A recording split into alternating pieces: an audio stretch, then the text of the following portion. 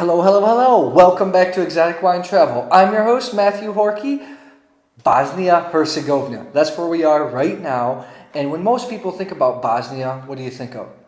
You think of the tumultuous past, the war, things that are in recent memory in terms of the international community. You know what? All that's past. It's a wonderful country. There's great food, and there are some excellent, high value for money wines and a long-standing wine tradition in this country. So we're going to talk about that. We're in south of Mostar, and the two grapes that are mostly planted here are number one, Žilavka for white and Blatina for reds. Now, I have talked about Blatina on several occasions because I think it's my new grape crush. I really, really enjoy Blatina. But we're going to talk about a specific producer today because Bosnia Herzegovina, they're going to be difficult wines to find abroad in the U.S. This wine at least, this producer, his wines are available in the United States. Blue Danube, I think, is the importer. I'll put the link below. So, number one, I wanted to talk about these wines because they have some real talented winemakers. This winemaker right here, his name is Brkić. This is actually his Plava Greda 2013. This is Blatina, 85%, about 15%, 85, 90% Blatina, 10% Vranac. And this is Mjesečar. This is 100% Žilavka. That translates to the Moonwalker. This wine is not available in the U.S. because it's really low production.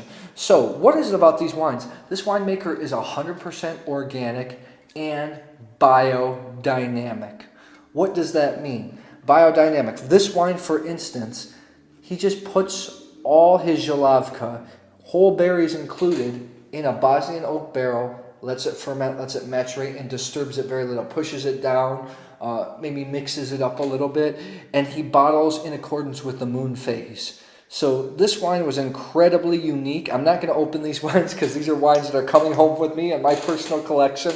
This wine right here was, how do I describe it? It was an orange wine. It was a macerated wine, but instead of being super nutty on the front palate, there was a lot of fruit, and all of a sudden on the back end it turned into complete freshness. Really interesting wine. Anything you want to add to that, Shireen? Yeah, it looks like orange wine. You can smell the nut, but when you don't taste the nut, you don't taste the age as well. Yeah, it's interesting. It's still incredibly fresh. Now, this is the wine that I fell in love with when we first got to Sarajevo. Shireen was not as convinced, but we went and visited him. She was even more convinced. This is his Plava Greda.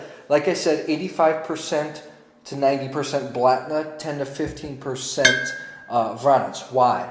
Blatina has a female flower, so it needs grapes that have both sexes or mostly male to pollinate it. This is also unfiltered, just like this wine.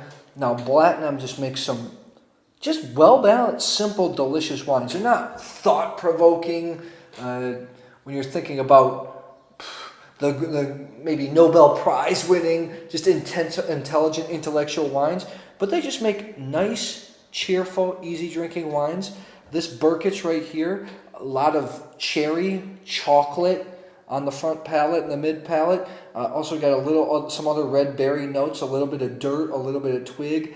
Nice long end palate. Basically, no tannic structure because Blatina does not have a lot of tannins. It reminds me of simple Sangiovese. This wine was awesome. I have a couple bottles to take back home to the U.S. Anything that you want to add to that, Shireen? Well, the winemaker said it reminds him of Pinot Noir. Yeah, he said Blatina runs.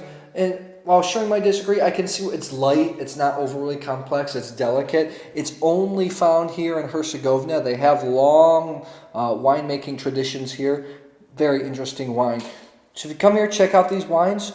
If you see a Bosnia Herzegovina wine, don't be afraid to give it a go. Some of their even basic table wines I find to be incredibly, incredibly delicious. So, man, check it out. Interesting country. That's why we're doing this. It's awesome to drink different wines from places you might not even have associated with winemaking or you never even heard about.